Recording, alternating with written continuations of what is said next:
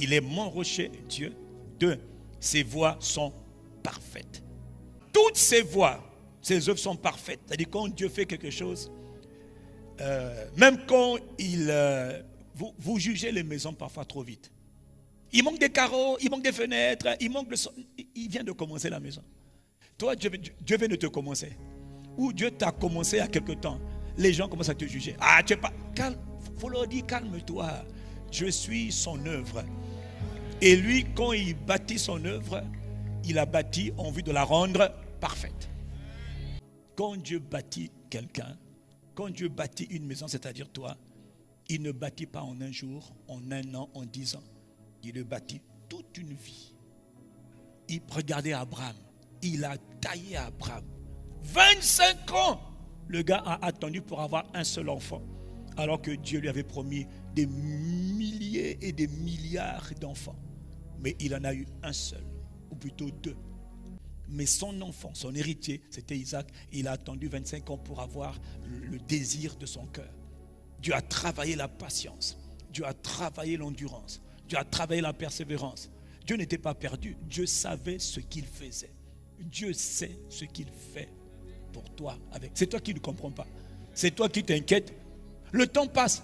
Dieu n'est pas dans le temps, mais il prend compte du temps. Dieu est dans l'éternité, mais il n'est pas ignorant. Il n'est pas aveugle sur le temps.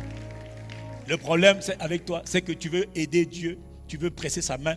Comme tu n'arrives pas à travailler dans le temps que moi, ô Éternel, j'ai décidé, je vais t'aider en allant, toi-même tu sais. Soit c'est coucher avant le temps, tester le produit, voyager alors qu'il ne t'a pas dit de voyager, aller travailler là où il ne t'a pas envoyé, aller étudier dans le domaine dans lequel il ne t'a pas envoyé.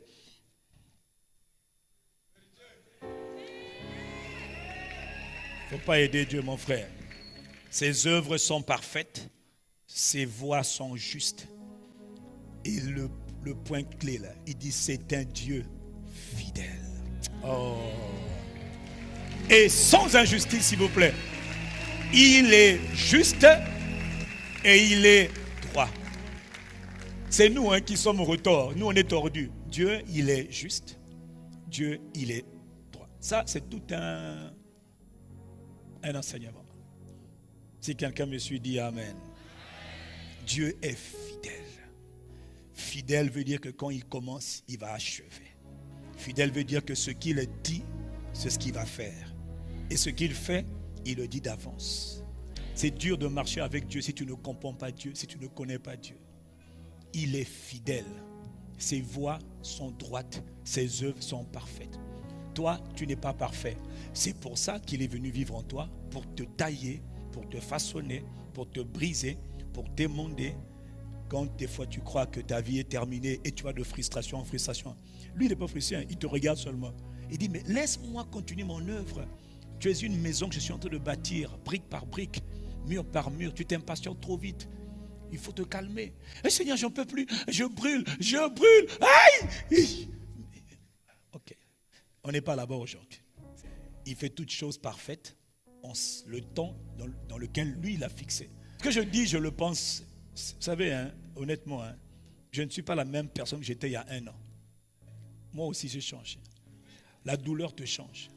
Les épreuves te changent. Oh, toi, tu n'as pas dit Amen. Parmi nous, qui a eu quelques épreuves là qui l'ont cogné cette année? Qui n'a pas eu d'épreuve cette année? Toi, tu n'as rien eu du tout de douloureux. Lève tes 2 mains que je te vois. On va tous acclamer Dieu pour toi. Et on va te dire de rentrer en 2025.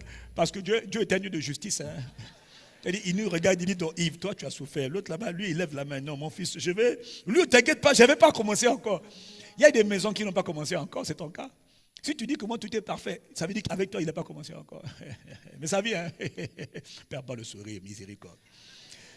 Psaume 138, pour compléter ce que je viens de dire, il dit l'Éternel achèvera ce qu'il a commencé pour toi. L'Éternel achèvera ce qu'il a commencé pour toi.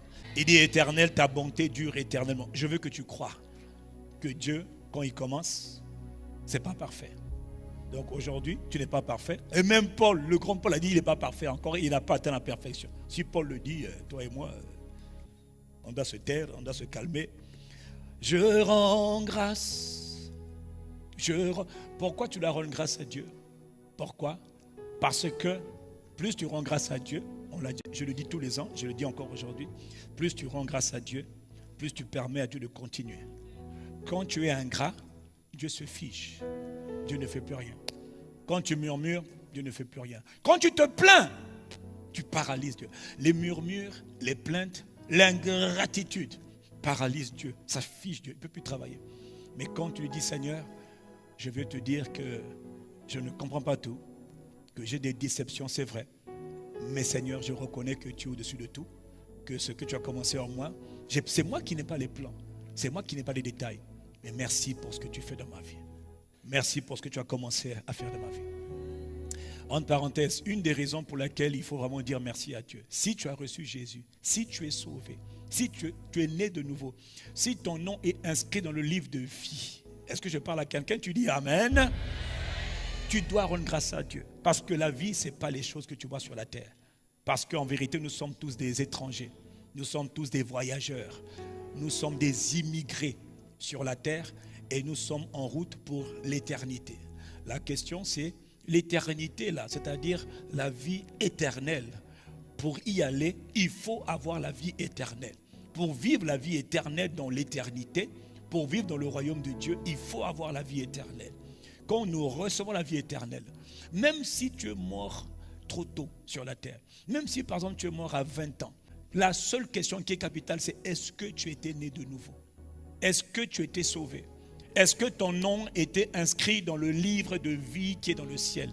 Pourquoi? C'est la question la plus importante, parce qu'on va tous partir. Il y en a qui partent plus tôt, il y en a qui partent plus tard. C'est comme quand tu voyages. Il y en a qui sont déjà allés en France, il y en a qui ne sont jamais allés en France, il y en a qui espèrent aller en France, aux États-Unis, il y en a qui veulent sortir du Congo, il y en a qui sont déjà sortis du Congo. Entre parenthèses, quand tu vas à Kinshasa, tu es déjà sorti du Congo. Donc il faut bénir Dieu, mon frère, ma soeur, avec Dieu pour faire attention. Parce que quel que soit ce que tu veux faire, il faut que tu apprennes à apprécier là où tu es. Il faut que tu apprennes à dire merci pour ce que tu as. Il faut regarder à l'intérieur de toi. Si ce n'est pas à l'extérieur, regarde à l'intérieur. Il y a forcément quelque chose chez toi qui va bien.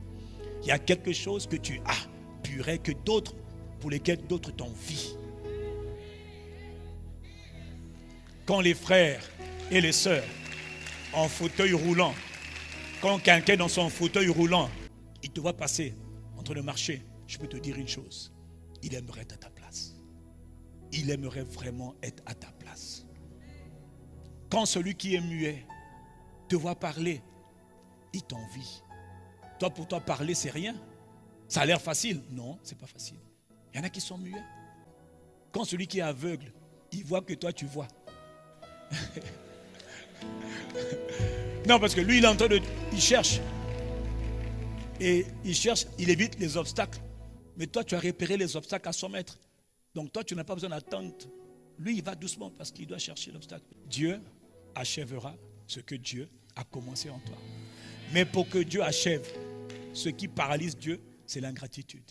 C'est les murmures, c'est les plaintes. Je ne comprends pas pourquoi Dieu a permis ça. Je ne sais pas pourquoi ça m'est arrivé. Pourquoi moi? Où était Dieu? Seigneur, tu ne m'aimes pas. Tu as dit tout ça là. Toi, Dieu est paralysé. Alors que chez les autres, Dieu est en train de continuer le travail de construction. Comme un maçon, comme un architecte. Il continue de fabriquer, de tailler, de tailler.